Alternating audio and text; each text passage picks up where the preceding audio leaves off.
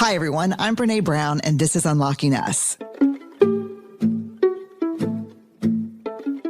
This week, I'm talking to Aminatou Sow and Anne Friedman about their book, Big Friendship. And oh my God, I love this conversation. I'm going to tell you why. I think we are so desperate for intimate connection with friends. I know I am. I know my family members are. And one of the big mythologies that I think just kind of floats in the ether is that friendship should be easy and casual and not a lot of work. But Aminatou and Anne approach friendship in such an intentional way. They teach us that meaningful connection requires meaningful work. There has to be effort. We have to show up. We have to lean in. We have to be vulnerable. We have to work out hard things when it's easier just to take off and shut down. I love this conversation. I love the fact that we're talking about friendship because I think we're desperate for it right now across the culture. And I can't imagine two better people to talk about it than these two. So if you're walking, you're going to want to take some notes on this. I took like 3 pages of notes while they were talking. If you're hanging out at home working, or I clean a lot while I'm listening to podcasts, just like stick a pad and a pen in your back pocket. Glad you're here. Before we get started, let me tell you a little bit about our guests on Unlocking Us today. Aminatou Sow is a writer, interviewer, and cultural commentator. She is a frequent public speaker whose talks and interviews lead to candid conversations about ambition, money, and power. She lives in Brooklyn. Anne Friedman is a journalist, essayist, and media entrepreneur. She's a contributing editor to The Gentlewoman every Friday, and she sends a popular email newsletter and lives in Los Angeles. Together, Aminatou and Anne host the long-running podcast, Call Your Girlfriend. Oh, it's so good, y'all. It's so just wholehearted.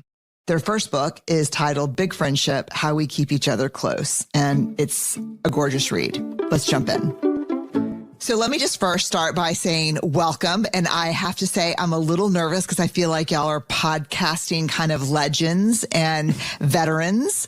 Welcome to Unlocking Us. Wow. Hi. From the vulnerability legend herself. Okay. Game recognized game. That's good.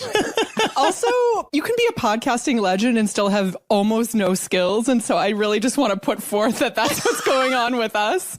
I mean, that's literally what is going on with us. That's perfect. You know what? I don't buy it because y'all are veterans at doing this. Y'all helped create the genre. You've been doing it for going on, I guess, 8 years. And there's some genius in your casual approach to this.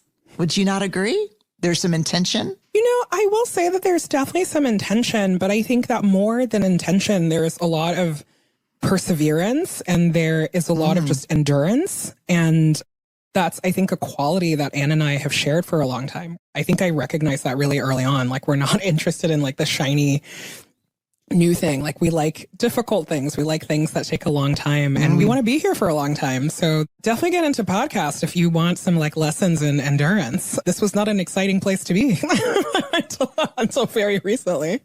Well, it was because we were there together. I mean, I hear everything you're saying, and I also appreciate you saying, like, yes, we're being flip about our technical skills, but the conversational part of it and the interviewing part of it, I do feel like we have really built some muscle there. And yeah, and there is a bit of like long game, but I mean, it's more like the two of us in a really long, like 3-legged race up a hill, like, you know, with our producer Gina on the other side. Now this metaphor is out of control, but like we're doing it together, I think is kind of my point that like, oh man.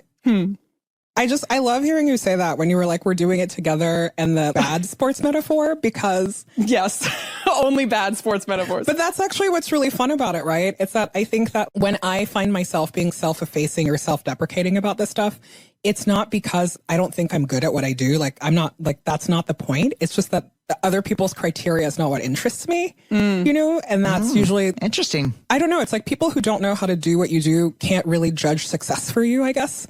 And for me, success looks like I work with my friends, I get to have fun doing it, and we figure it out together every day. And they're just tiny spaces to redeem ourselves every single day at what we do. And to me, that's worth it. I have a starter question, but I can't let some of this stuff go because I'm so interested in this. It's interesting that y'all bring up this idea of endurance, because I remember maybe it was Tim Ferriss when I first started my podcast who said that there is a podcast elephant graveyard of people who think this is going to be fun and easy. And maybe the mean number of episodes of a new podcaster is 3. And then people go, oh, shit, but I'm busy this week and I'm busy. I want to hear more about the tenacity piece, but I also want to know if the word discipline resonates for y'all when it comes to your podcast and your work together. Well, that showing up every week part of it, you're right, is kind of the hard part. In some ways, the only part, because, our show was never conceived of as a really slick editorial product. Right. Early on, it really was just us recording our phone calls. It was really that simple. And so the part that required commitment was showing up to actually do it. And, and we have an incredible third partner, friend, producer who makes us sound good. Yeah. But it is true. And also, I really think about it in later years, especially as something that was hard because we would be really beaten down by the news or really feeling burnt out on what was happening in our personal lives or dealing with things. And it's the show still has to come out every Friday, and by that point we were committed. And I think that aspect of it, Atu always says, if you told us on day one that we would be starting a business and doing this for 8 years, we both would have been like, no, that's okay. And maybe not done it. We thought we were just doing a fun thing for ourselves and some friends. And so, the transition to actually we are going to show up every week. And the fact that we have done that for so many years is, you're right, something that we are proud of, that I am certainly proud of. Yeah, and I don't know, the word discipline for me resonates a lot with the work that we do together, Anne, because I think that the way that so many things are talked about, I think publicly, when other people talk about other people's work, it's always about enthusiasm. It's oh, are you motivated? Are you enthusiastic? Are you happy? Are you all of those things? And all of those things are really good to keep in mind. But I think that I have a sense of myself, and I've had it for a long time, that there are just things that I am never going to be motivated to do. I don't like to exercise. I'm never going to be motivated to do it. Doesn't matter how good it makes me feel. I will not have that motivation. I'm not motivated to.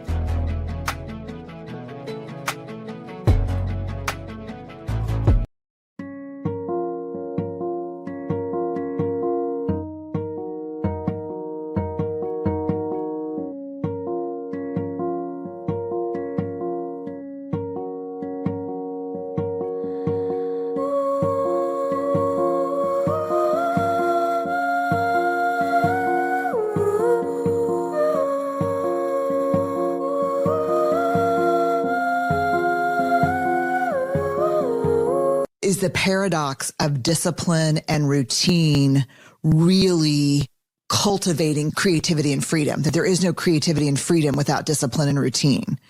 So when people say, no one uses the term showing up more than me. Let me just go on the record as saying that people are like, shut the fuck up around what does that mean to show up? But I think showing up is just this, I love the term, how we show up with each other. We need to show up.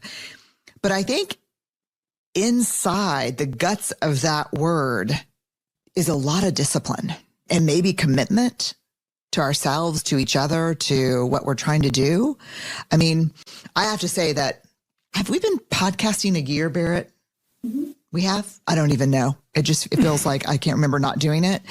But I remember like in month 6 crying to like my sister Barrett and to Laura who produces and just being like, I don't want to talk to anybody this week. And Laura said this, and we use this all the time now. The train will leave the station, at 12:01 Monday and 12:01 Wednesday, whether we put together a great train or not, it's leaving the station. And so I just have to say to y'all that whatever we want to call it, showing up, discipline, commitment, I see what you've accomplished and it's a big deal. Thank you. Hey, thank you. Yeah, it's not easy. All right. I want to go back to the first question we normally ask, which is understanding people's story. But I would love to hear you tell together the story of your friendship. Oh my God. How many hours do you have? Are you laughing because we derailed the first question of the Brene Brown podcast? No, I had no assumptions that I would have any control of this conversation at all. I was going to put on my good social worker hat and follow y'all. Okay, well, let me see. The very beginning, we met in Washington, D.C. in 2009 through a mutual friend who remains a good friend to both of us. Shout out to Dio Olapade. And she really engineered our meeting. It was like a blind friend date in a way where I had known her for maybe a year or more. She just met Aminatu. And when she met Aminatu, she was like, oh my God, you need to meet Anne. Like really, the two of you would be. So she engineered a television watching night, like the pre-streaming years when there was like appointment television. Yeah. And it was, very deftly done. It was the two of us, but a few other friends. And so we met at her house. And I think we were both primed also to, not just primed in the sense of being in a phase of our lives when we had a lot of space for and interest in building this kind of like big sustaining friendship, but also just primed in a very literal sense, like Dio had talked us up to each other. So that was the very, very beginning. That was, DC 2009. So can I ask, how old are you at this point? Do y'all talk about your ages? Sure. Yeah. I'm 39. I'm 36. I don't know the last time someone asked me my age. This is thrilling. It's thrilling, isn't it? It just feels illegal. I was like, I love it. It does feel illegal, doesn't it? It's like I'm violating all HR code here. No, I'm just trying to figure out. So that was, how many years ago was that? 12 years ago? Right. So we were basically in our 20s. Mid-20s, I think, is fair. Yeah. Mm-hmm. Okay. I think that's helpful to know just because mid-20s is a real time and space in our lives, I think. It really is. I think it's helpful to know. And we're really honest about, I think, when we share this story too, about every part of our lives that we were at. Like for me, I had just moved to this brand new town where I knew not a single person. So anybody who invited me to anything, I would just go to. And I had no friends, so I only had time. And at the same time, we live in the city that is very transient and everyone travels in a pack, and making time for work and friends are the only things. Like, I don't think this was a time in life for me where people were really super focused on partners or super focused on, like anything beyond, like maybe people were going to grad school, but I don't remember having big conversations about, how are we going to pay the mortgage one day?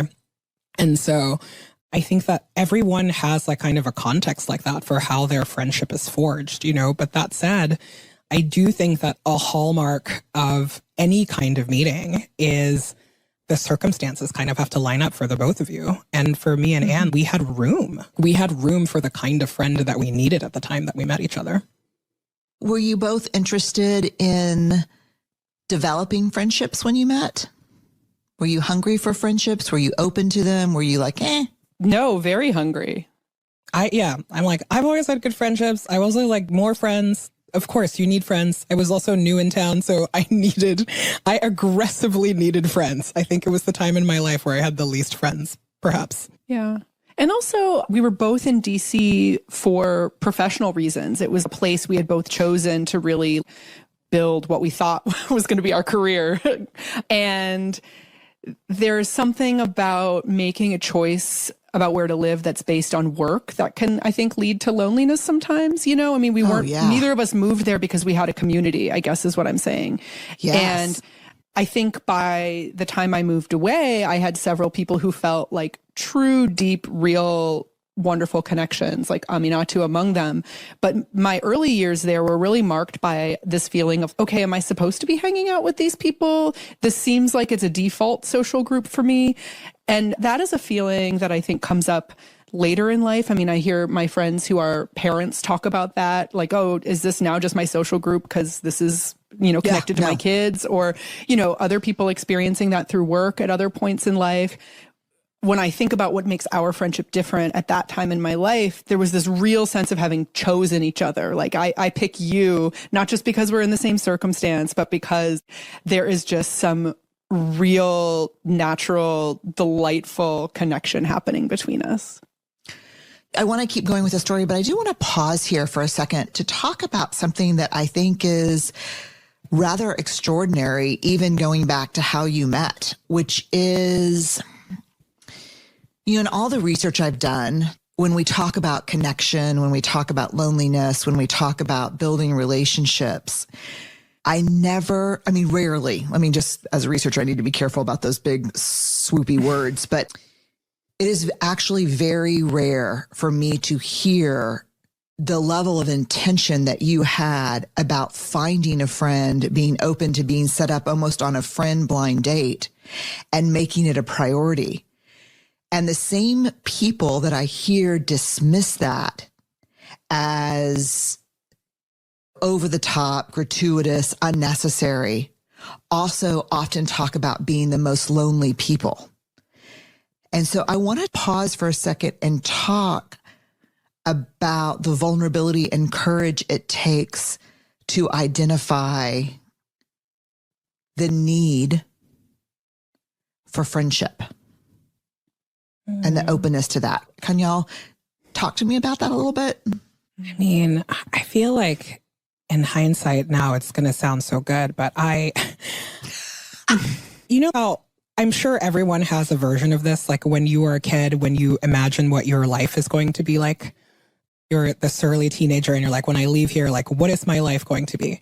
My fantasy of my life never did not involve a dinner party with fabulous friends. I did not grow up dreaming about a wedding. I did not grow up dreaming about a career. I did not grow up dreaming about the family I wanted to have or the clothes I wanted to wear. All of those things I am not knocking. They're wonderful. Everyone has their own thing. My central driving, wanting to leave, the hero's journey story was to find those people I would be at the dinner party with. And I don't know where that comes from. Maybe it is because my parents were like very communal oriented people. I grew up with my parents having deep friendships, not like as expansive as the ones I have maybe, but definitely they have their own versions of that. I grew up seeing them model a lot of that stuff. I was always, even in storytelling settings, my heart and my brain would get lit up way more by the friendship stories than the romantic stories. And a little bit of luck went along the way. And I ended up finding my people and finding people who are the same. But hearing you talk about loneliness, I think reminds me also that as I say all of that, I was someone who grew up in these very big, rambunctious kind of situations, but I often did feel very lonely. I did feel lonely, and sometimes I felt alone, and I could tell the distinction between those two things.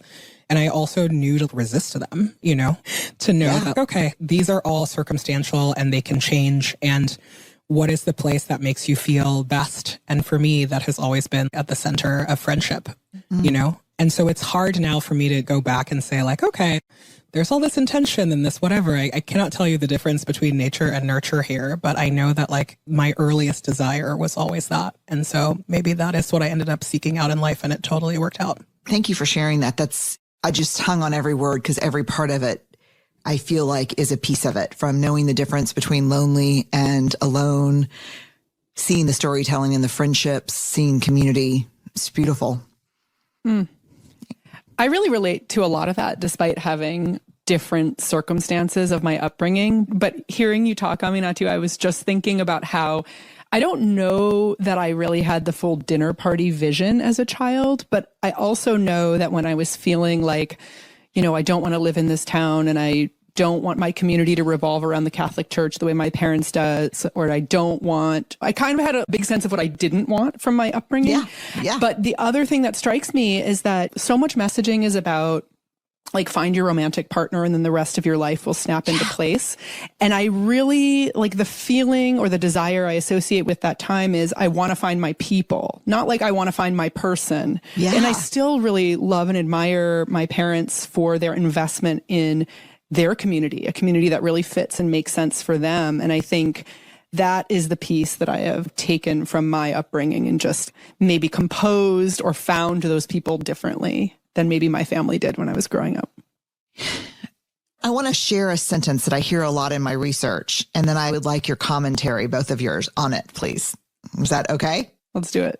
Good friendships just happen. If you have to work to find them or work to stay in them, they're probably not good friendships. Uproarious laughter breaks out. Oh, and a snort. I love a good snort. Who gets anything nice without working? It's like replace friendship with marriage, or replace it with family, or replace it with job, or replace it with religious discipline, or, whatever. Just pick the word and put it there. That is so asinine, It's just, that is just not how it works. I will say that, the reason I think friendship gets such a bad rap here is that from the time that you are small, if you are lucky at least, this is not everyone's experience of friendship, but if you grew up in any kind of communal setting or you are privileged enough to go through the educational system, you will be put into collision with other people that sometimes might become your friend. And I think that we have a way of really infantilizing that bond of just like, okay, like, the two of you together or two moms meet and then they force you into a play date, or you have very little control over choosing, I think, some early friends. It does not mean that the bond is not real. That's but right. I think that for a lot of people, a lot of friendship happens very accidentally. No one lucks into like a marriage, but chances are you might luck into a friend. But I think that because it is a relationship that we take for granted from such an early age, there is such a sense of skepticism about how deep it can be and about how life-forming and just affirming and devastating of a force it is in someone's life. We told you the story of meeting when we were in our 20s. If we were telling that story in a different decade in our lives, it would be completely different. And in fact, we tell that story because we want to know each other through multiple decades of life, And every day of life is different. Like, we are different people than the people who met in 2009. We are different people, and our friendship is different. And I cherish that and I value that. But I used to get so reflexively annoyed at people who would just, like the friendship trash talkers. And now I just look at them and I'm like, good luck to you. Life is a very hard journey. I hope everyone finds their people.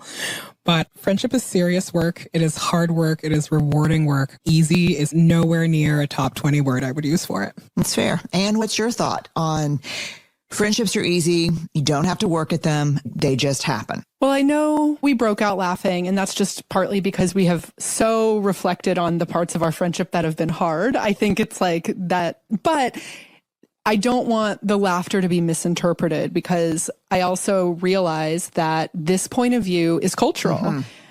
We are all kind of taught that family and maybe your romantic relationship are kind of like the foundation. Once you're an adult, these are the things that are supposed to be a foundational, grounding, rooting, main focus of your attention, and therefore the main focus of your work.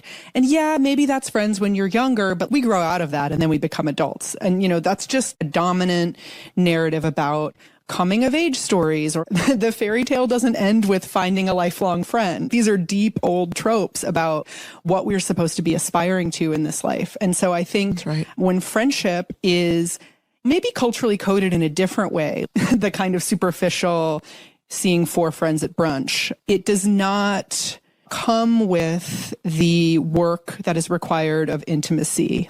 People are messy, whether they're your family, your romantic partner, or your friend. And once you peel back enough layers, you're going to see the mess. And so really the question is not how can all friendships be easy or should all friendships be easy, but it's if all your friendships are easy, they're probably superficial or they're probably not actually, seeing you through changes in your life, because those are the things that tend to expose what's underneath it all. And I don't know, I don't want to say I'm sorry for laughing, but I want to explain that I understand where those ideas come from.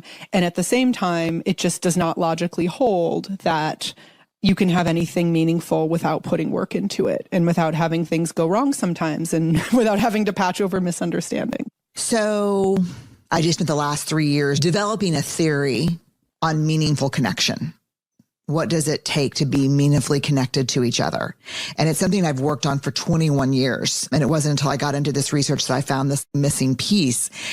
And I want to run this idea by you to see if it resonates or it fits, because I think what you're talking about and what you're writing about, and we'll get into some of the terms from Big Friendship, your book that you did together.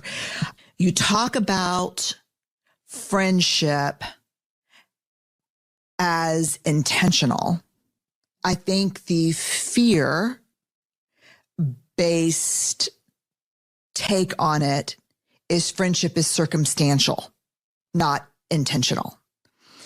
You talk about there being discipline. While we all have mixed feelings about the word, we'll just use discipline for continuing to show up, leaning into hard conversations, reciprocal vulnerability, those kind of things. If on the other side, when we talk about friendship, if on the other side of intentional is circumstantial, what do we think the other side of disciplined is? That this mythology that friendship is easy? Would that be the other side? Yeah, like set it and forget it. Yeah. It's prompting so much, I don't know. I'm feeling a sense of agitation about why even the distinction matters. Maybe this is a better way of putting it. I was like, something circumstantial can become intentional, and something set it and forget it can become something that you keep your eye on. And not everything has to be static all the time.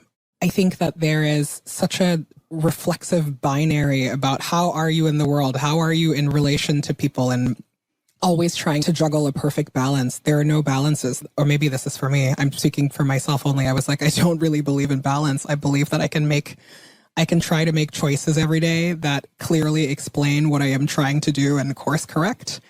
I don't know. I don't feel a sense of something being terribly bad if a friendship is circumstantial, for example, for a while.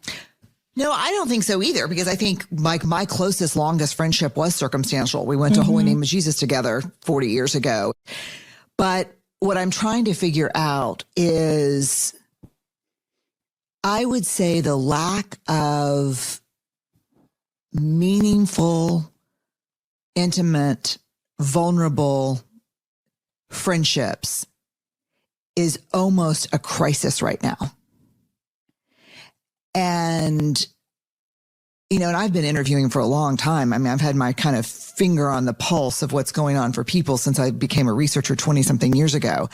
And of course, there's a lot of research supporting levels of loneliness right now. But I guess what I'm trying to figure out is I'm not trying to figure out a binary, a judgment or label. What I'm trying to figure out is, what is the mythology that leads people to literally feel shame when they have to work at a friendship because it should be easy and just right in front of them? I'm just trying to figure out what is it that we hear culturally that tells us. I mean, it's the same thing. Like when I interview marriage and family therapists, there's two flags that they tell me in the first session, whether they're like, oh, yes, it's going to be hard work, but let's try, or here's your money back. I don't think this is going to work. The one thing that they hear between people is contempt. When they hear contempt, like really that swirl of anger, but also disgust, that's tough to overcome. The other thing is when people say, this is romantic partnerships, I don't think this should be work. If it's not easy, I'm with the wrong person. And so what I guess I'm trying to figure out is, let's go to this. Can I read something from your book? Please. And can we maybe use this as a jumping off point? Let's do it. Okay, this is from your book, Big Friendship.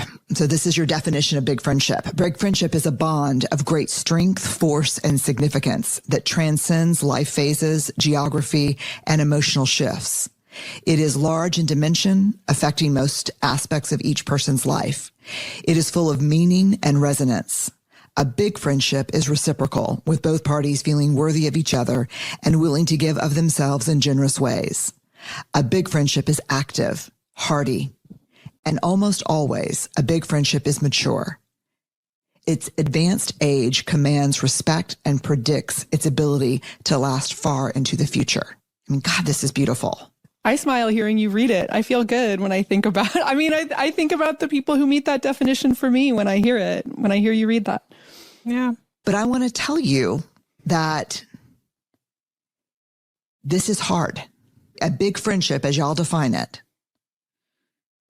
is difficult. And there is something in the culture, and this is what I guess I'm trying to pinpoint, or at least try to get your opinions on. There's something in the culture that I see all the time in people that makes them feel ashamed if they have to work on it. I mean, there's a couple of things going on. I think culture, meaning what are the stories we ingest? What are the expectations we have for what a good life looks like? I think that friendship is often treated as secondary in those narratives, and easy as well. So that's one facet. I also think looking at the economic situation that we live in the US right now, people do not have time and space because they are not supported through caregiving or through their health need. Literally everything in this country is, hey, you're on your own. If you are not doing something independently or with the people who are defined as your nuclear family, then it's a failure. That's baked into the policies of this country. And I think that while there is a nebulous idea of like, it's good to have community, at the end of the day, there's this expectation that being a functional adult means being independent, either you yourself or like you and your really traditional nuclear family unit. And we interviewed a therapist who works on friendship issues with a lot of her clients, Jordan Pickell, and she made a comment to us that was just like, actually, people who are thriving, resilient adults are dependent. They are interdependent. And that is the hallmark of having built a really fulfilling adult life. And so maybe that is a clearer or attempting to get closer to why these ideas exist, is like this idea of independence, this idea of how adulthood is defined. And if friendship is not central to those things, then why would you be working for it? It's sort of like having a cute wardrobe or maintaining your hot bod or whatever else is kind of superficial, but we're told we should want. It falls into that superficial category rather than this must have in order to have a supported and fulfilled and thriving life. I think there's something here that could possibly save some people. I agree with that a lot, Anne. I think that on a big macro level, we are all ingesting all of that messaging all of the time. I think that on a smaller level, that shame, a lot of times, I will only speak for myself, it comes from such a very visceral place, of the shame is either I don't deserve it. That's for someone else, or other people do it differently. Or why do you even want that? These questions are so clunky because what I'm really trying to get to is that, I don't know, humans are so bad about defining and talking about their relationships. We're so bad at just modeling for each other what it is that we're doing, no two relationships are the same, whether they are a mother-daughter relationship or they're an employee-employer relationship or a friend-friend or a marriage. None of these relationships are the same. And yet we have these broad terms that we use for all of them. Two people define whatever relationship they're at the center of. And we are very good at talking in general terms and very good at kind of conveying these big images. But when you are talking about something that is as like just precarious and as dangerous as intimacy, it's terrifying. You know, like there's like the intimacy warriors out there who they're like on the floor all the time and they can do it. I need like 2 hours for like every minute of therapy that I have to just recover. Oh God, me too. Like I'm not that person. I cannot live confronted with myself and my own, like what is in my insides all the time. It's literally, I'm shaking just thinking about it. Yeah. But I don't know. I think that so much of the work of doing this book, like even just uncovering this tiny part of this tiny friendship that I have with Anne was such a eye-opening moment. And we were both inside of the same friendship having 2 completely different experiences. Like that's literally insane. We're in the same friendship and we cannot explain it the same. We're having 2 experiences of having it. And I just, you know, it's like, then you do that like times 6 billion combinations of people that you can have. Of course it's scary and it's painful because we don't know what the thing is. We don't know how to ask for it. We don't know how to want it. And I don't know, for me at least, so much of every fear is at its most base cause is about rejection. Like nobody wants to be rejected. Mm-hmm. And that is, I don't know how, like I or so many people have ingested that is the scariest thing that can happen to you. But, you know, like here we are. This is so helpful. Is this what y'all thought we'd talk about? Honestly, no. I had no expectations. I had no expectations. It's true. I show up with no expectations. I had no clue. Oh, I always show up with a shit ton of expectations. Y'all are missing out. Y'all are missing out on great levels of resentment and disappointment. Okay. I want to stay in this for a minute because a couple of things. So, Anne, you talked about kind of the cultural devaluation of community, that we value other things. But there's a paradox here too around friendship, I think, because I think in the media saturated world, and this is for both of y'all, I think friendship is commodified and used to sell more things than maybe even romantic relationship. So it is wear this pair of jeans and it comes with this whole crew of friends. Drink this beer and it comes with a squad of people wearing, you know, color coordinated sweaters and matching scarves at the football game.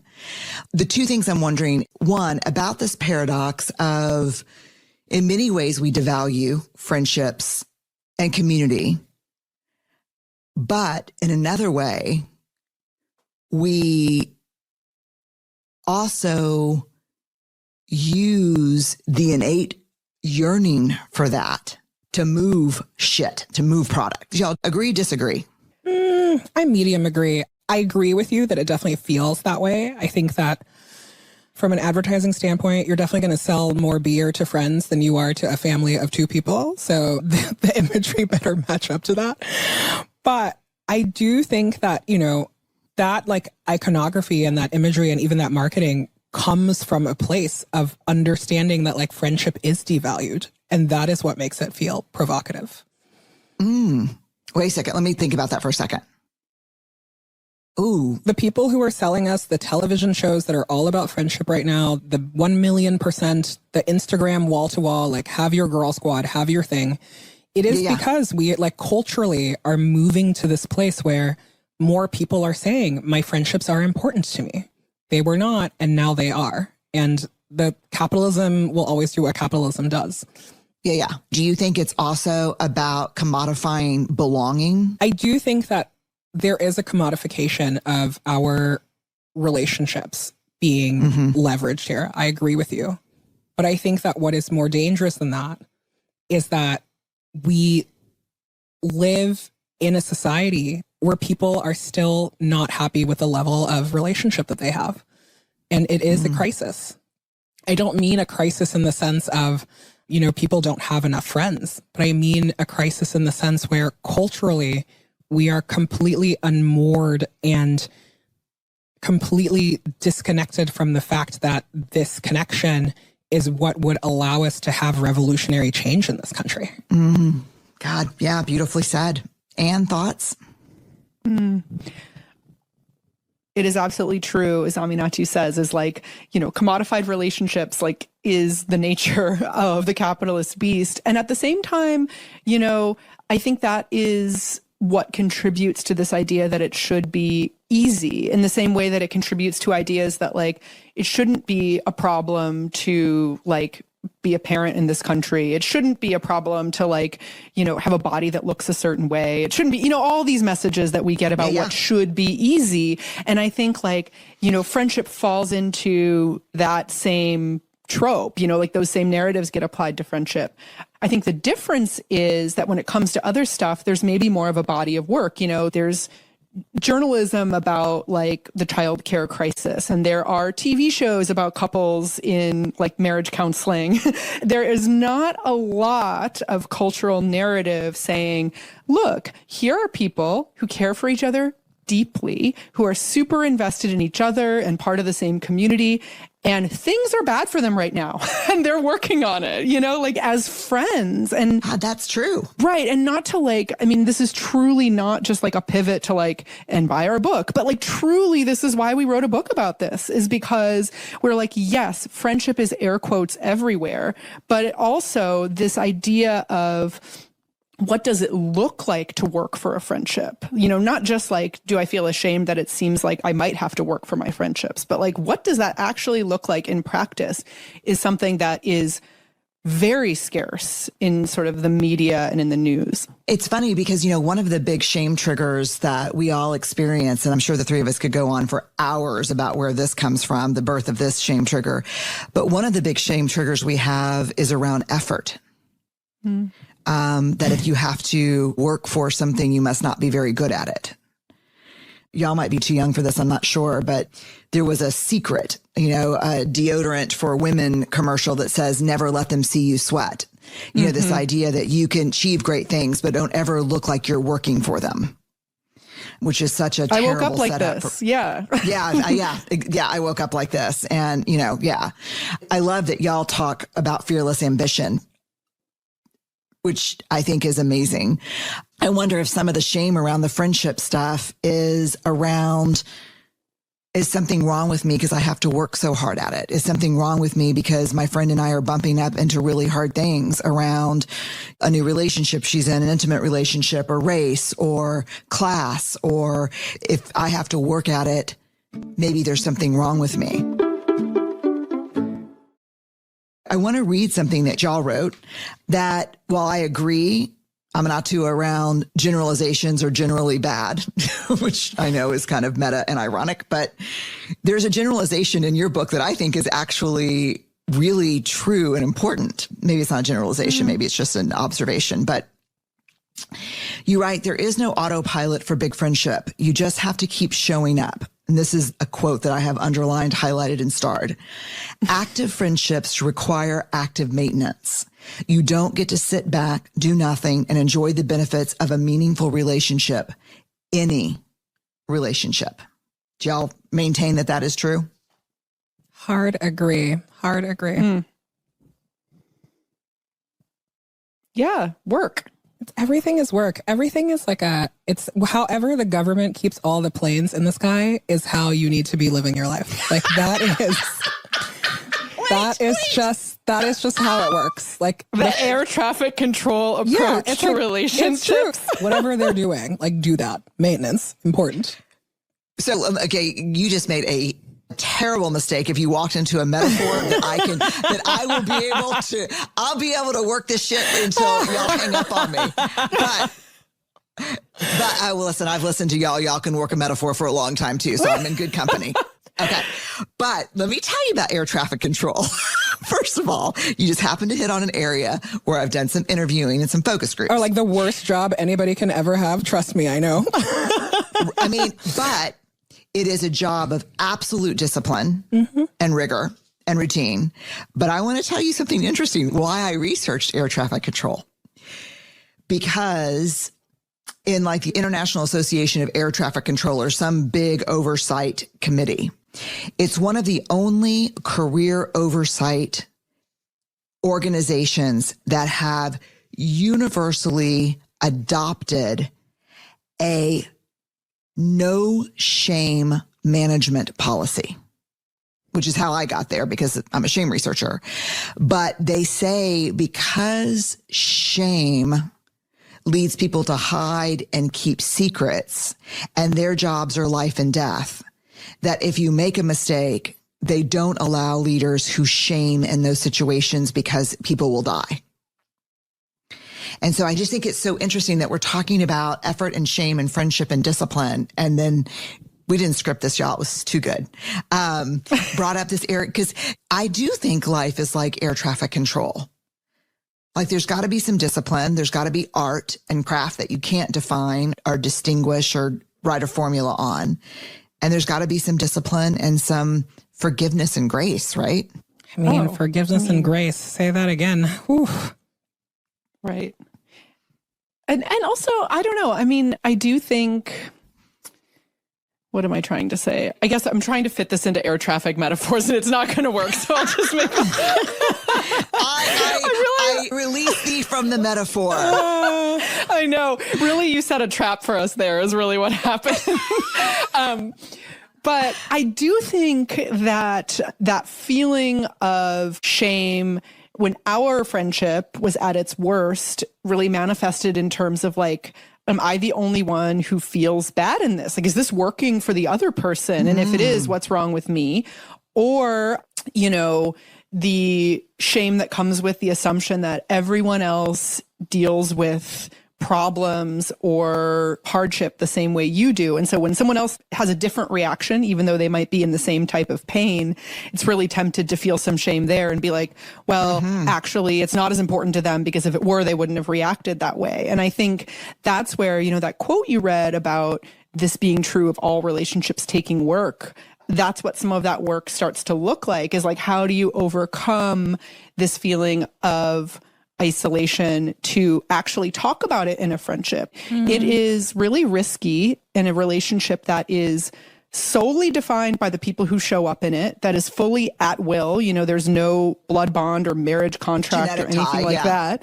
Yeah. So that, you know, there's a real pervasive sense of if I raise this problem, this other person will walk away. They're like not really tied to me, you know, like to invoke it is to in fact sever the friendship. And in reality, it's like you can't fix it without evoking it. It's this like horrible trap that I think these expectations about friendship set for us. Right. And then we're all made up of all of the garbage parts of the world that we're from, because so much of that shame, for me at least, like also manifests as being someone who is not someone who is in conflict with other people. You know what I mean? I think that like it's like ask women what it's like to be thought of someone who is like high conflict, and then ask a Black woman what it's like to be thought of as someone who is high conflict. And all of that just adds up. When I think about that part of the book, it really is a reminder to myself of like, okay, actually, it is true. It just takes work. And if you know that it takes work for everyone, then maybe you can have a little bit of grace for yourself about the work that it is taking you to get there. But I think that, again, in the absence of some transparency and some modeling and some just like being candid for each other, it's hard to tell. Because even going back to that, when you were talking about our relationships being commodified earlier, what always strikes me is how everyone is so willing to talk about like the good parts of friendship. It's the same thing with everything. Everybody will talk about how good it is. No one, like until we wrote this book, I was not aware of some of the hardest parts of friendship in some of my other intimate friendships, in the other friendships that they were facing. Like I didn't know that, like people that I talk to every day. Or, you know, challenges that they were facing. And that was a real eye-opener for me. I was just like, okay, even in my own ecosystem where I am more than most transparent about what is tough for me every day, there are just secrets everywhere, secrets and dragons everywhere. And it's just been very sobering to know that. Yeah, I think about it in my own life. I think about watching my 22-year-old daughter navigating it, and watching my 16-year-old son navigate it, watching my husband, who's my age. I think this conversation, I think y'all's work is so important. I want to ask, I mean, oh man, this pissed me off when I came across this in the book. I mean, pissed me off. Tell me about the pushback that Emily, is it Langen, the professor, the communications professor? I thought her premise and her theory, just even as a social scientist, was really valid. Tell me about the work that she did and the pushback she received. She studies attachment theory. It's been a while since we talked to her, but my recollection is that she wrote her graduate thesis about the ways that attachment theory applies to friendships, not just to family or romantic relationships. Yeah. And her colleagues were essentially like, nah, that doesn't work. Like, it's not transferable. Like, this is, essentially told her in whatever polite academic way they say it, this is bullshit. And it's funny because it's like something that was so instantly resonant to us. Of course, yes. Attachment affects not every friendship of circumstance, but big friendships, the kind of friendships that we're writing about, like 100%. It affects how you do intimacy and how you show up within the private space of the friendship. What are you laughing at intimacy? No, it's like all of it is no, please. I love to do intimacy. It's just making me laugh so much because this is the problem of all human beings. We need a model and something that makes sense. And so we follow each other. It's like attachment theory is the mommy chimpanzee and the baby chimpanzee, but it can't be the two friend chimpanzees. But the truth is that the work of nobody has that ideal family. We are so attached to an idea of friendship and an idea of intimacy and an idea of love and an idea of family. Name whatever the concept is that is imaginary, that does not exist at all. And we drive ourselves crazy trying to refine that instead of working with what we have in front of us.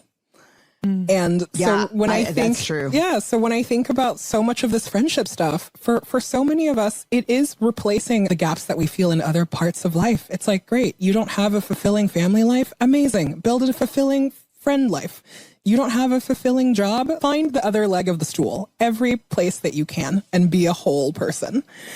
And somehow we are so resistant to the idea of just straying away from whatever the biology or the whatever the larger disciplines tell us that we're supposed to do. But the truth is that whatever that original intimate family unit is that we thought we were supposed to have, that thing does not exist. People have that in all sorts of ways, and it's okay to let each other explore that. Yeah, this could be a whole different podcast the three of us could do together. Okay, I've gone through question number 1 in my notes, seriously, but I'm going to be meaningful because y'all need to read the book and listen to the podcast because there's a lot more. Would y'all ever be willing to come back again and drill into some other things together? Always. Question 2 next week. We'll be back. Yeah.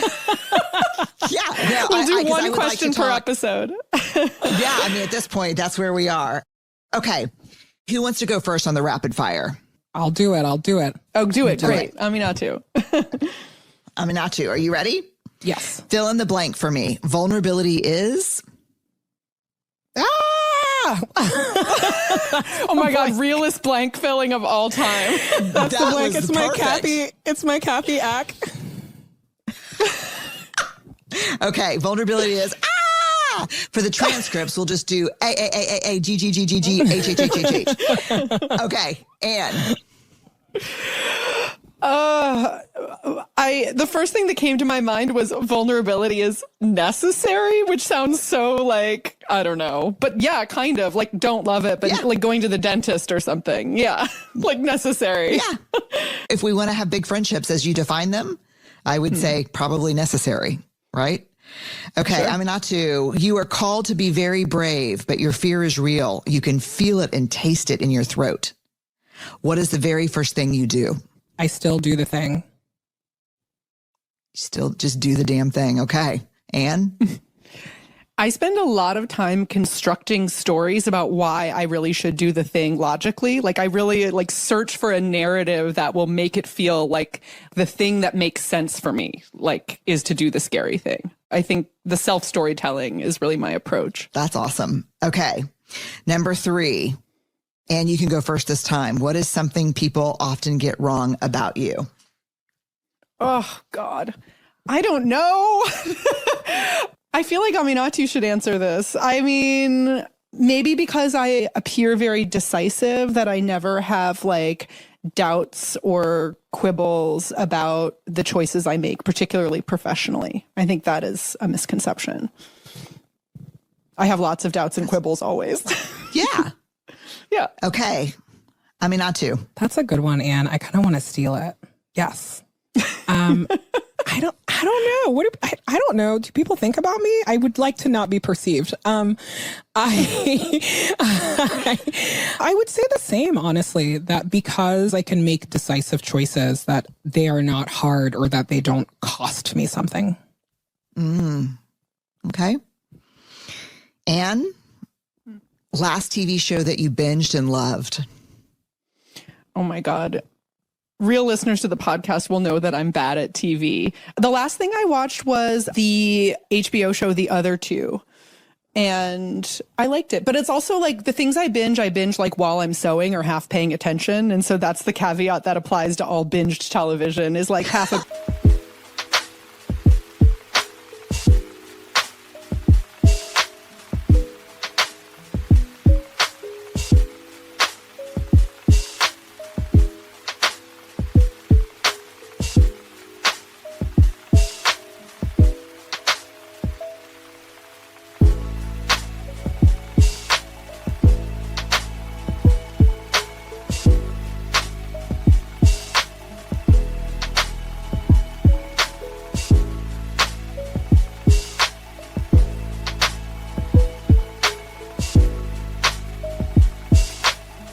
on it. You half binge, full binge, if half I'm pay really, attention. Yeah, if I'm really paying attention, it takes me a long time to get through something, and I'm not generally meeting the definition of binge. Perfect. Aminatu? I just housed in a day and a half the Caribbean spin-off edition of 90 Day Fiancé, and it is so dark. I cannot recommend it in good faith, but if you want to learn anything about how messed up our immigration system is, please invest in 5 minutes of 90 Day Fiancé. Okay. Wow. That is an ominous recommendation. Dark. I may watch it sewing so that I can pull There out you if I go. need to. I'm going to combine your answers. Mentally check out. Yeah. Yeah. Okay. Aminatu, favorite movie or one of your favorite movies? Man, this is so hard, but I'm going to say, because I'm rewatching it this afternoon, the Olsen twins, Kirstie Alley movie, It Takes Two. That is one of my my God, you've got to be kidding. It's one of my ultimate comfort films, and I am in a place of needing deep comfort, so that will be coming on today, and I would like to go on the record as saying that that is an almost near perfect movie. Okay. I respect you and your movie choice. Okay. Anne. Well, I'm going to go with a deep fave that I also recently rewatched, which is The Philadelphia Story. Ooh. I feel like favorite movie is like, I've seen it so many times. I know every single line, and lines from it occur to me like when I'm out in the world or like as a reaction to something someone else is saying, but I can't quote it because it's not like a popularly quoted movie, but it becomes like an inside joke with myself. And so The Philadelphia Story is one of those. Wow. Okay. You guys are just killing this. Okay. We'll start with you this time, Anne. A concert you'll never forget. Oh my God. Actually, this is featuring one Aminatu So is I was recently post breakup and we saw Robin and Khalees at like a very like intimate, sweaty venue in DC. And it was like a real like dancing, sweating, crying, like every all of the things in one. It was a real, very memorable, personally, musically, everything. That was a fun show. What about for you? Favorite concert you'll never forget or a concert you'll never forget? I mean, not a favorite concert, but a concert I will never forget as I went to see the Foo Fighters at Madison Square Garden recently when we could all go vaccinated. And I had never seen them live. I think for anyone who knows me, they might not say that that would be the first band I would go see. And I'd had a lot of hesitations about going to live music again. And I have to say that Dave Grohl sang one note and I burst into tears. It was so nice to be singing with people again. There was such a comfort about like hearing a band whose music has always been in the background of my life, even though they have not been like a fave band. That was so comforting. And I just want to touch back on that thing that we had said about endurance earlier. I have just been housing every like Dave Grohl interview in the last like probably like weeks since that, like months since that show, because he talks about this so much about how like he is someone who has like been disciplined and he's here. And I think about all of the rock stars of his era, and he is the one who like is still alive and he gets to do the work that he wants to do. And I find a lot of like comfort and peace to that. So, you know, like yes to enduring and not to burning out. I just have to add, have you seen his videos where they cover the Bee Gees? Oh, I mean, they did the Bee Gee covers at the show. Sorry, that's what I meant to say. That was the best part of the show. It was like the Bee Gee covers. Sorry. Wow. Aminatu, go back. Yes, the like his falsetto, his falsetto is out of control. And yes, like a real pandemic highlight, a thing I did not know I would experience in life. Thank you.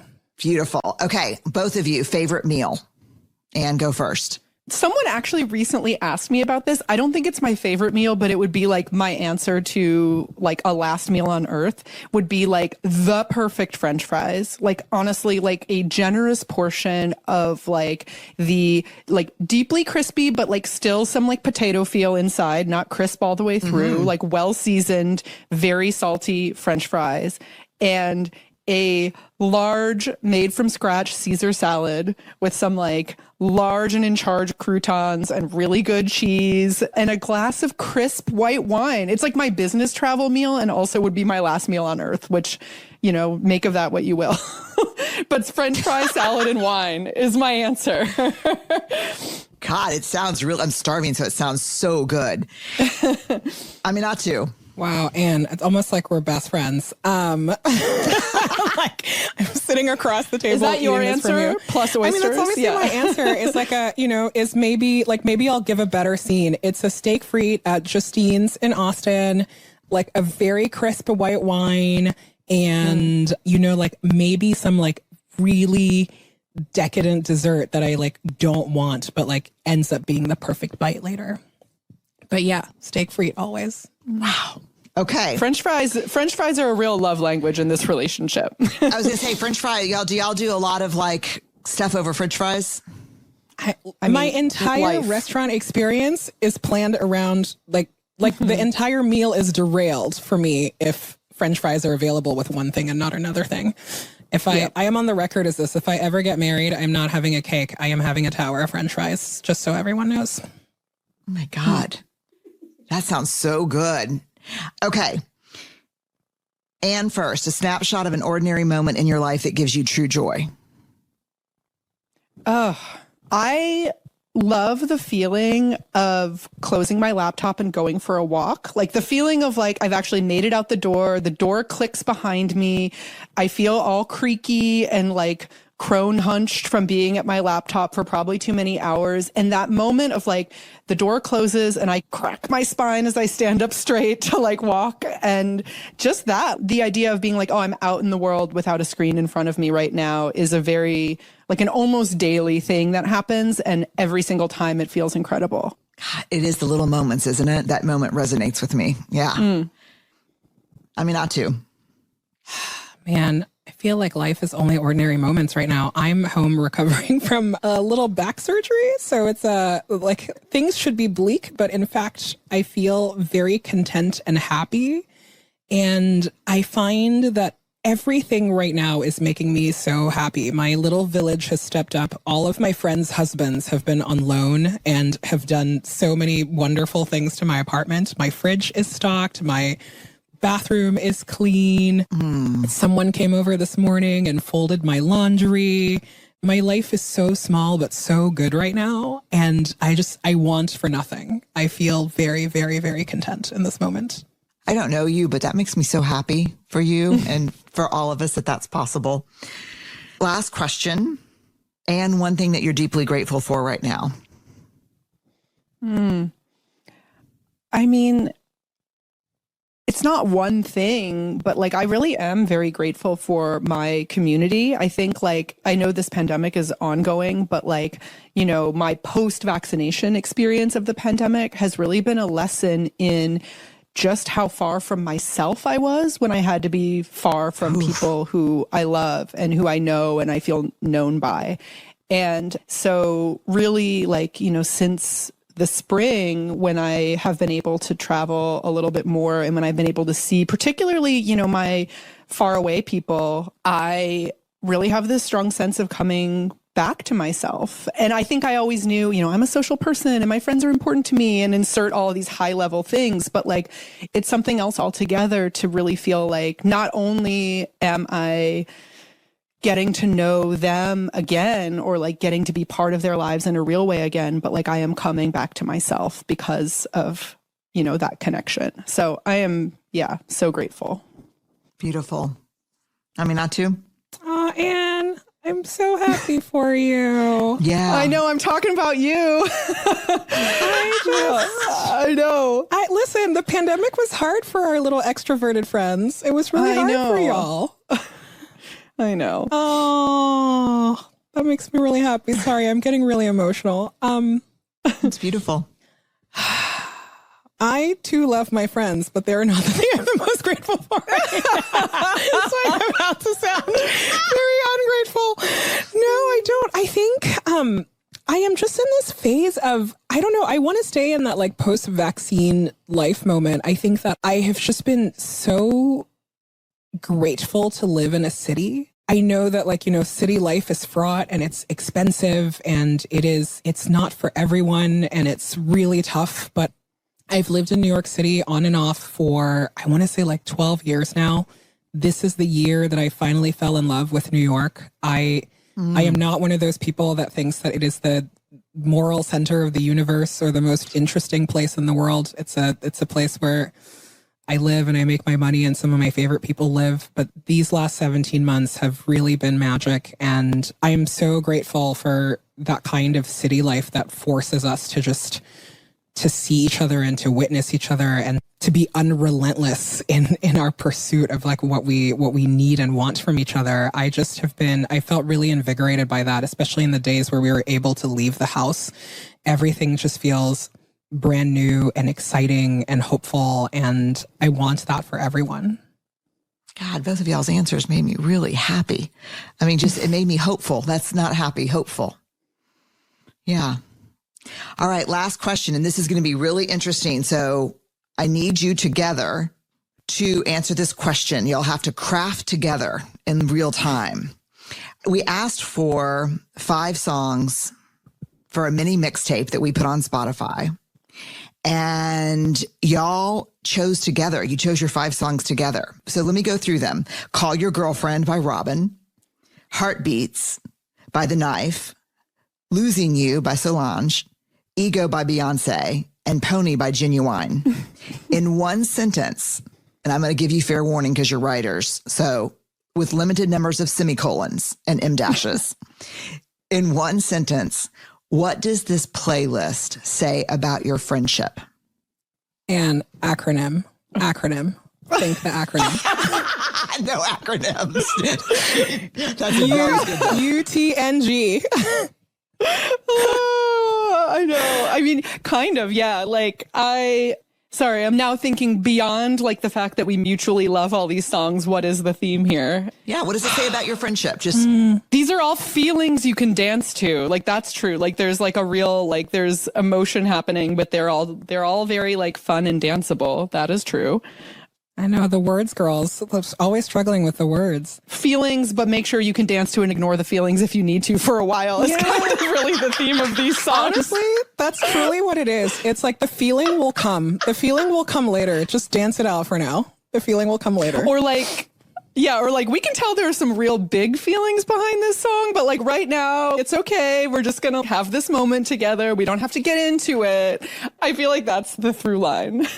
Yeah, but that's kind of special because I don't know. Yes. I feel like I really don't want to go through this whole interview with people thinking that we know what we're doing. We literally wrote a book because we were literal feelings idiots. We are to this day, like my therapist will stare at me and say, hi, that feeling you just explained, that's called sadness. Why did you use 900 words to say I was sad?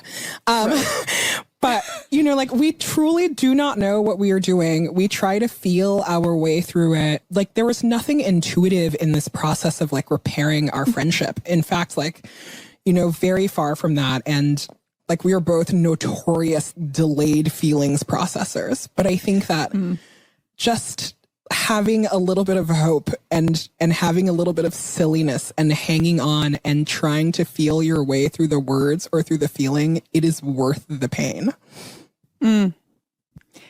Yeah, maybe the sentence is, oh, I think I had a feeling 3 weeks ago when we were dancing together. Like, that's more where we're at. That's how delayed we are. We can't name the feeling yet, but we can say we had a feeling. Like, that's really the theme of this collection of songs. Right. Y'all are awesome. Y'all, you really are. I'd love to have you back on because I want to talk about Shine and I want to talk about a whole bunch of other things with you. So can we do a part 2 sometime? Listen, yes. Anytime. Thank you so much for having us. This was really lovely. Can't wait to come back and tell you what we were feeling this time, like with months of distance. Yeah, we'll dance a little bit between now and then we'll come back and share feelings. Perfect. Thank y'all very much. Again, I just loved this conversation. I love this quote from Anne. People are messy, whether they're your family, your romantic partner, or your friend. Just this whole idea that we just can't have meaningful relationships without putting meaningful work into them, because that's what it takes. You can find their book, Big Friendships, wherever you buy books. We love our indie bookstores. You can go to the episode page for this podcast on BreneBrown.com. We have episode pages for all of the episodes for Dare to Lead and for Unlocking Us, where you've got social media links, book links, quotes, bios, all the information you could ever want or need on our guests. Call Your Girlfriend. You can listen to this podcast wherever you listen to podcasts. Their websites are bigfriendship.com and callyourgirlfriend.com. And Anne's website is annefriedman.com. And you can find Aminatu online on Instagram and Twitter at Aminatu. It's AMINATOU. Anne is also on Instagram and Twitter at Anne Friedman. All right. Thank y'all. Reach out to a friend.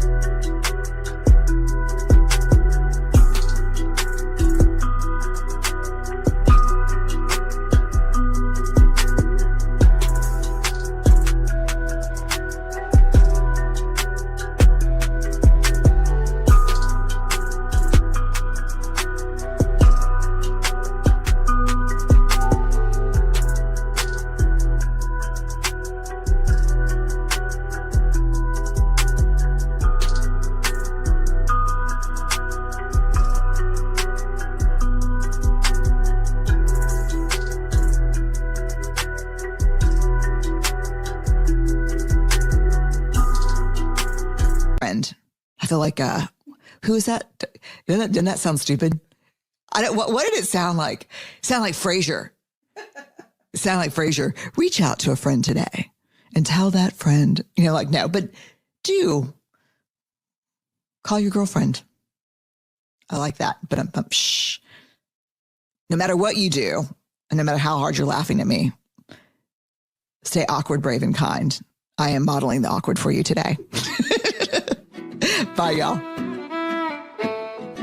Unlocking Us is a Spotify original from Parcast. It's hosted by me, Brene Brown. It's produced by Max Cutler, Kristen Acevedo, Carly Madden, and Tristan McNeil, and by Weird Lucy Productions.